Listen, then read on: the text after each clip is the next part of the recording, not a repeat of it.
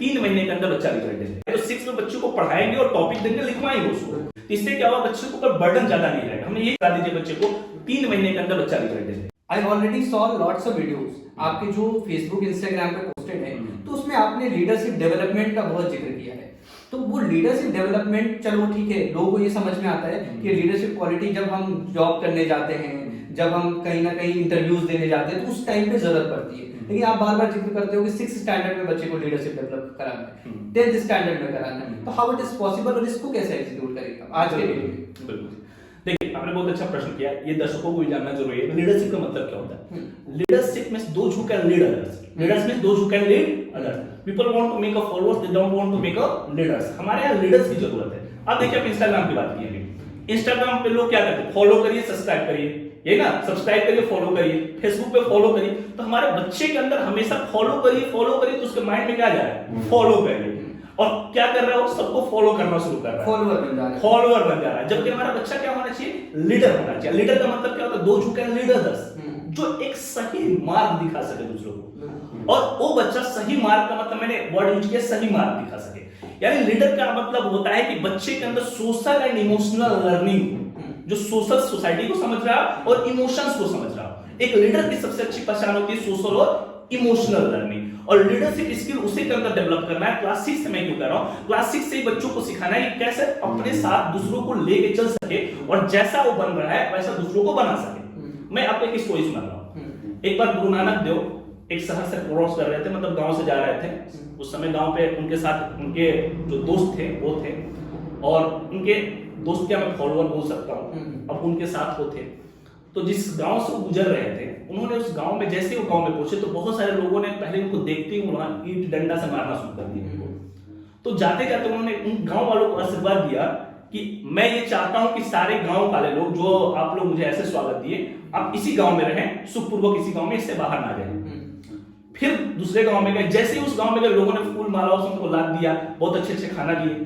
फिर उन्होंने कहा कि भाई मैं आप सबको आशीर्वाद देता हूं कि आप सब लोग इस गांव को छोड़ के अलग अलग जगहों पर चले जाएं।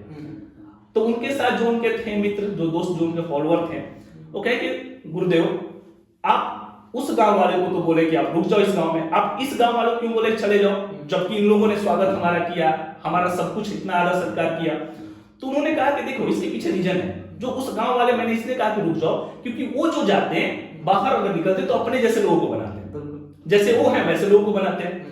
मैंने इस गांव वालों को इसलिए कहा कि तुम यहां से चले जाओ, अब शहर में फैल जाओ तुम लोग, क्योंकि ये भी अपने जैसे बनाएंगे। लेकिन ये जब अपने जैसे बनाएंगे तो ये इनके जैसे, वो जो लोग संस्कारी बनेंगे, आदर करने वाले बनेंगे, एक लीडर बनेंगे। ठीक वैसे ही बच्चों के अंदर होना चाहिए। मतलब ये भी निकलेंगे हमारे बच्चे, तो मैं चाहता हूं ये बच्चे अगर निकले यहाँ से, गांव से निकले, तो अपने जैसे ही लीडर्स क्रिएट करें, ना कि फॉलोअर्स क्रिएट करें। इसीलिए मैं क्लास 6 से लीडरशिप की बात कर रहा हूं। ठीक है, बहुत बढ़िया, अच्छा लगा मुझे सुन के कि कम से कम आप इस चीज पे फोकस कर रहे हो। दूसरी बात इंपॉर्टेंट ये है कि जैसे अभी ना प्ले ग्रुप की बात होती है कि बच्चे को प्ले ग्रुप में किस तरह से एडजस्ट किया जाए, किस तरह से उसकी प्लानिंग की जाए। क्योंकि मोस्टली क्या होता है, जो हमने फेस किया है, हमने देखा है सोसाइटीज के अंदर, वहां पे होता ये है कि भाई बच्चे को ना सबसे पहले स्टार्टिंग में क्या करो कि आप उस पर पैसे खर्च मत करो, उसको कहीं भी पढ़ा दो। लोग कहते हैं मम्मी पढ़ा देगी, पापा पढ़ा देंगे, है ना, तो ABCD तो पढ़ाना है, कोई भी पढ़ा देगा। लेकिन मैं आपको बता रहा हूँ कि गुड़गांव में मैं एक स्कूल में गया था एक बार सर्वे ऐसे ही करते हुए, तो वहां पे पता चला कि स्कूल है पाथवेज, ठीक है, अरावली हिल्स पे। पाथवेज में जब मुझे पता लगा कि वहां पे फीस जो है नर्सरी क्लास की 30,000 पर मंथ, 30,000 रुपए, तब सवाल ये आता है कि भैया जो ABCD पढ़ा रहा है, जो क ख ग घ पढ़ा रहा है, उसके 30,000 रुपए चार्ज क्यों कर रहा है? हमने तो वो देखा कि चार्ज क्यों कर रहा है, क्योंकि हमने सारी चीजें देखी अंदर से।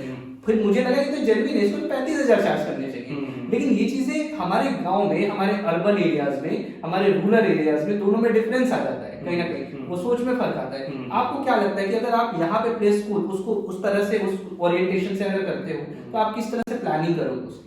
देखिए, सबसे पहले मैं बात करता हूँ, यहाँ पे जो निखिल इंटरनेशनल का प्ले स्कूल ओपन हो रहा है, इसमें हमने मदर स्कूल ओपन किया है। मदर स्कूल का मतलब क्या होता है कि बच्चों को हम जो पढ़ा रहे हैं, जैसे आपने कहा कि मदर जैसे पढ़ाएंगे उस तरह से, जो हमने टीचर्स रखे हैं, जो ट्रेनिंग दे रहे हैं टीचर्स को, जो टीचर्स यहाँ पढ़ाएंगे बच्चों को, बिल्कुल घर के एनवायरमेंट की तरह रखेंगे। यानी बच्चा जब आएगा हमारे यहाँ पढ़ने के लिए, छोटा बच्चा होता है नर्सरी, LKG, UKG में, अपने पेरेंट्स को छोड़ के आता है पहली बार, हमने एक ऐसा इन्वॉल्वमेंट देने की कोशिश की इन बच्चों को यहाँ पे, चूंकि हमने निखिल एकेडमी में ऑलरेडी हमने ट्रेन किया हुआ है, हमने बच्चों को रखा हुआ था, हमें पता है 3 सालों से हमने ट्रेनिंग दिया है हम लोगों को, टीचर्स को, और बच्चों के रिजल्ट हमने देखा है नर्सरी क्लास एलकेजी यूकेजी को, तो हमें अच्छी तरह से पता है कि इन बच्चों की क्या जरूरत है यहाँ पे। तो यहाँ पे सबसे पहली चीज जो हमने निखिल इंटरनेशनल में बच्चों के लिए रखा है, वो रखा है कि इन बच्चों को हम बेसिक्स एजुकेशन जो देंगे वो मदर एजुकेशन ही देंगे, यानी कि मदर लैंग्वेज में सिखाया जाएगा बच्चों को, हिंदी से शुरुआत करेंगे बच्चों को, फिर उसके बाद धीरे धीरे बच्चों को इंग्लिश सिखाएंगे, फिर उसके बाद संस्कृत सिखाएंगे, 3 लैंग्वेज यानी वैदिक लैंग्वेज को पहले रखा। अब इसके पीछे का मैं रीजन भी बता देता हूँ आपको, चलिए मैं समझाता हूँ। लोग कहेंगे कि वैदिक लैंग्वेज क्यों रखा गया है या वैदिक स्टडी क्यों रखी गई है, तो इसका पीछे मैं एक लॉजिक बता देता हूँ क्या रीजन है इसके पीछे, इस छोटे से ही ट्रेनिंग हम क्यों दे रहे हैं। क्योंकि अक्सर क्या होता है हमारे बच्चे का जो साइंटिफिक डेवलपमेंट होना चाहिए, जैसे मैं अगर आपसे कहूँ कि एंशिएंट एजुकेशन जो रहा है वो काफी आगे रहा हमारे मॉडर्न एजुकेशन से, क्योंकि हमारे यहाँ सबसे पहले जो आक्रमण किए गए थे, उस आक्रमण में सबसे पहले जो चीज की गई थी वो की थी किताबों को जलाने की काम की गई थी, यूनिवर्सिटीज को सबसे पहले खत्म किया गया था। क्यों? क्योंकि हमारा एजुकेशन कहीं ना कहीं बहुत अच्छा था वहां पे। अगर अंग्रेज भारत में तो सबसे पहले एजुकेशन पे चोट डाले हमारे। हमने एंशिएंट एजुकेशन की जब स्टडी की, जब मैंने उपनिषद को पढ़ा, भगवत गीता को पढ़ा, रामायण को पढ़ा, तो हमें समझ में आया कि बहुत डेप्थ तक एथिक्स का नॉलेज दिया गया बच्चों को। उसमें अगर हम सही से पढ़ते तो एथिक्स का नॉलेज कमाल का है उसमें। हमने यही चीज को छोटे बच्चों के अंदर डेवलप करने की कोशिश की। अब मैं आपको एक एग्जांपल देता हूं। पहले के जो बच्चे थे, छोटे क्लास से उनको ट्रेनिंग दी जाती थी, नर्सरी एलकेजी यूकेजी से जो आज की क्लासेस है, और बचपन से गुरुकुल में बच्चों को पढ़ाया जाता था, और बचपन से ही बच्चों को 4 वेदों की ट्रेनिंग दी जाती थी, और बच्चा 4 वेदों को कंठस्थ कर जाता था, यानी उसको पूरा का पूरा वेद याद हो जाता था। अब जो बच्चे को 4 वेद याद होता था, उस बच्चे को चतुर्वेदी बोला जाता था। जो आज का टाइटल आप देखते हो चतुर्वेदी का टाइटल, वो उसको दिया जाता था जिसको 4 वेद याद है। अब सोचिए इतने मोटे मोटे वेद होते थे, उन बच्चों को चारों के चारों वेद कंठस्थ होते थे, तभी उनको टाइटल मिलता था चतुर्वेदी का। 3 वेद जिसको याद होता था उसको त्रिवेदी का टाइटल मिलता था, जिसको 2 वेद याद होता था उसको द्विवेदी का टाइटल मिलता था, जिसको उपनिषद का ज्ञान होता था उसको उपाध्याय बोला जाता था, और जिसको मिश्रित ज्ञान होता था उसको मिश्रा जी कहा जाता था। अब ये समझिए कि ये क्यों मैं बता रहा हूं, क्योंकि इन बच्चों को पूरा का पूरा वेद याद हो जाते थे, और आज हमारे बच्चे 2 किताब छोड़िए ना, 2 पेज नहीं याद हो पाता है। कहीं ना कहीं एजुकेशन सिस्टम में कमी है हमारे, हो रहा है ना ये चीज। तो इसी चीज को जब मैंने एंशिएंट एजुकेशन को अपनी स्टडी किया, मॉडर्न एजुकेशन से कंपेयर किया, तो मुझे समझ में आया कि बच्चों को ट्रेनिंग कैसे देना चाहिए। जो आप कह रहे हैं, अभी बात कर रहे हैं, जो हेल्थ वाली बात बता रहे हैं, नोएडा वाली जो स्कूल की बात कर रहा है, मैं सिंपल सी बात बता रहा हूं। अब ये बात गार्जियंस अपने से कैसे डेवलप करेंगे? हमने तो रिसर्च किया 3 साल इन बच्चों के ऊपर, और 3 साल रिसर्च करने के बाद हमने इंप्लीमेंट किया इन बच्चों के ऊपर, और उसके बाद हमने रिजल्ट देखा ये चीज।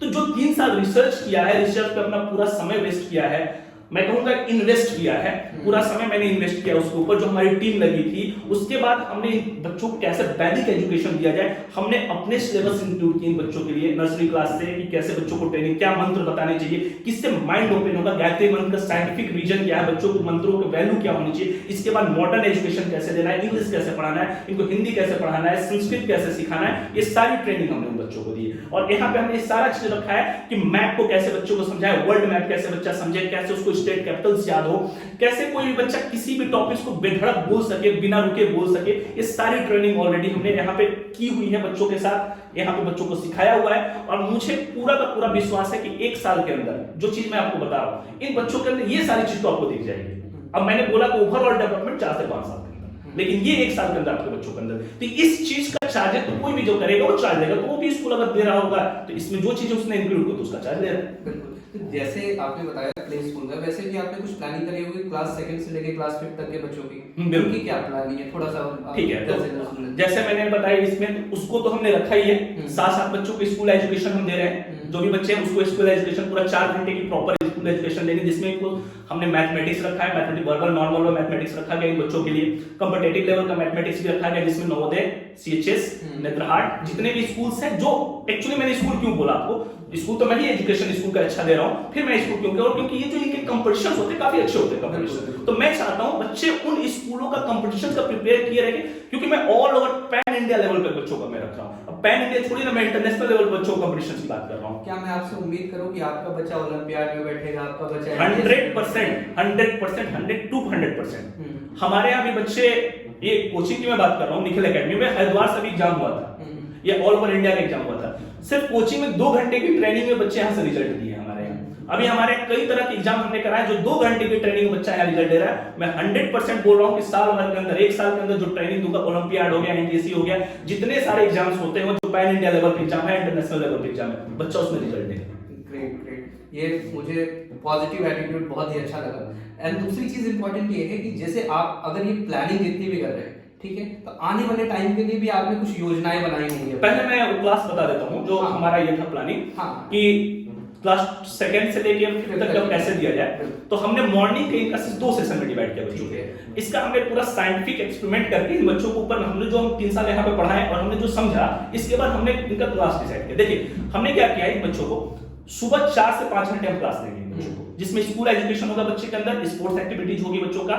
इसके साथ साथ बच्चों को जो साइंस का पहले हमने रखा है बच्चों के लिए, mathematics, science, English, social science, जो सब्जेक्ट बेसिक सब्जेक्ट्स होते हैं। उसके बाद 3 लैंग्वेज, जैसे मैंने बताया, हिंदी, इंग्लिश और संस्कृत बच्चों के लिए, ये तो हम दे ही रहे हैं। साथ साथ में बच्चों को इंसाइक्लोपीडिया, नॉलेजपीडिया जैसे बुक्स भी हमने ऐड किया। इसके बाद जो आज का जरूरत वाली चीज है, कंप्यूटर साइंस, ये बच्चों के लिए रखा गया। और हमने एक अपने से अलग से कोर्स इंक्लूड किया बच्चों को, जो समय समय पे सिखाया जाएगा, स्पेस साइंस प्रोग्राम, जिसमें बच्चे नासा के थ्रू, जो नासा का सिस्टमैटिक ढंग का जो प्रोग्राम चलता है, उससे बच्चों को अटैच करा के सिखाया जाएगा कि कैसे प्लैनेट्स वर्क करते हैं, प्लैनेट का काम क्या होता है, उसकी साउंड सिस्टम्स क्या होती है, कैसे, मतलब कई सारी चीज हमने इसमें इंक्लूड किया स्पेस साइंस को लेके। एआई हमने रखा बच्चों के लिए, रोबोटिक्स के बारे में बेसिक्स जानकारी के लिए। यानी ये सब हम क्लास 3rd से 4th से 5th तक के बच्चों को सिखा देंगे। ये तो 4 घंटे क्लासेस हो गई। शाम के जो 2 घंटे क्लासेस रखी गई, इसमें बच्चों को हम लोग लैंग्वेज सिखाने वाले हैं। इसके साथ साथ बच्चों को ये जो जितने भी कोर्सेस रखे, हम 4 से 5 महीने में कंप्लीट करा देंगे बच्चों को। यानी पूरे साल का कोर्स 4 से 5 महीने में हम कंप्लीट कराएंगे। इसके बाद बच्चे को एक क्लास अपग्रेड करके हम क्लास में उसको नहीं, जैसे हमारा बच्चा पढ़ रहा है 3rd में, तो ये नहीं कि हम 4th में उसको भेज देंगे, हम 3rd में ही 4th की चीजें पढ़ाना शुरू कर देंगे बच्चे को। यानी 3 से 4 महीने के अंदर बच्चा 3rd भी पढ़ लेगा, फिर 4 महीने बाद 4th भी, यानी 3rd और 4th का एजुकेशन उसको देंगे। और उसमें हम चेक करेंगे, हर मंथ में चेक करेंगे, हर वीक में पहले टेस्ट लेंगे, हर मंथ में एग्जाम लेके चेक करेंगे बच्चा का इंप्रूवमेंट कितना होता है। ये सुबह का 4 घंटा हो गया। शाम के 2 घंटे के अंदर हमने रिवीजन रखा बच्चों के लिए, हम पूरे कोर्स का रिवीजन कराएंगे। उसके बाद बच्चे जब रिवीजन कर लेगा तो हम उसका चेक करेंगे, उसमें लैंग्वेज की प्रैक्टिस कराएंगे। और ये जो मैंने आपको एक्स्ट्रा जो बताया, जो एग्जाम की प्रिपरेशन, उसी 2 घंटे में हमने रखा हुआ है। जितने एग्जाम्स का प्रिपरेशन, ये क्लास 5th तक के बच्चों का रखा। अब ये हमने ऐसे क्यों किया, तो ये मैं बता देता हूँ।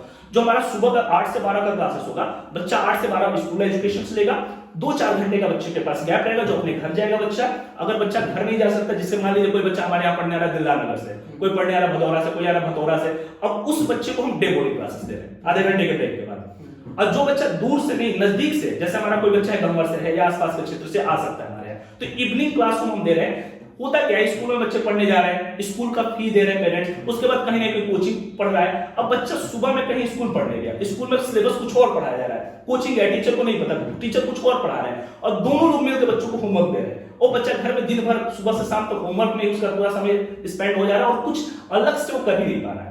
इस चीज को खत्म करने के लिए हमने क्या किया, बच्चों को होमवर्क का सिस्टम बिल्कुल अलग रखा है। यानी कि हम सुबह भी पढ़ाएंगे और शाम को भी पढ़ाएंगे, और बच्चे को सिस्टमैटिक ढंग से बताएंगे, और उसको समय देंगे रात में पढ़ने के लिए। वीडियो क्लासेस के थ्रू हम वीडियो क्लास बना के देंगे, जिससे पेरेंट्स देख सकते हैं बच्चों को कि क्या पढ़ाया गया। और उसके बाद हम समय देंगे बच्चे को कि शाम को अपना रात में पढ़े, जो नहीं आ रहा है अगले दिन लाए फिर पूछे, और ये पूरा सर्कुलेट होगा सिस्टम। और बाकी जो भी गार्जियंस आएंगे, मैं यहाँ पे डिटेल में समझाऊंगा। अभी कुछ दिन पहले की बात है, तो मैं आपसे शेयर कर रहा हूँ। एक शिक्षा मंत्री हैं, तो उनसे मेरी बात हो रही थी। तो उन्होंने क्या किया, अभी एक नए एजुकेशन पॉलिसी के अकॉर्डिंगली ऐसे बातचीत होते होते फिर उन्होंने एक खबर आई थी पहले हमारे पास, तो उन्होंने बच्चों के जो बैग है ना, तो बच्चों के बैग में आपने नोटिस किया होगा कि उनके वजन से ज्यादा कहीं ना कहीं उनकी किताबों के वजन से जाते हैं। तो उन्होंने फिर ऐसा रूल बनाया वहाँ तो स्टेट में, मैं स्टेट का नाम नहीं लूंगा, उन्होंने रूल बनाया कि वहां पे बच्चों के जो बैग्स है उसको कहीं ना कहीं कम किया जाए, उसमें किताबें कम की जाए। तो उन्होंने कुछ ऐसी किताबें वहां पे लागू कर दी। अभी इनिशिएट हो गया है, मैं आपको बता रहा हूँ, इनिशिएट हो गया है। तो वहां पे कुछ लिमिटेड किताबें हैं, लेकिन ऐसा आपकी यूपी में अभी नहीं है, ठीक है। तो आप उस चीज को, उस बर्डन को, जो बर्डन अभी आपके यहाँ के बच्चों को मिल रहा है, उसको कैसे आप कहीं ना कहीं कॉम्प्रोमाइज करने की कोशिश करोगे? देखिए, सबसे पहले जो आपने बुक्स की बात की, बिल्कुल सही बात है कि जो बुक्स दिया जा रहा है बच्चों को, उनके बैग्स उनके वजन से ज्यादा उनके बस्ते हो जाते हैं।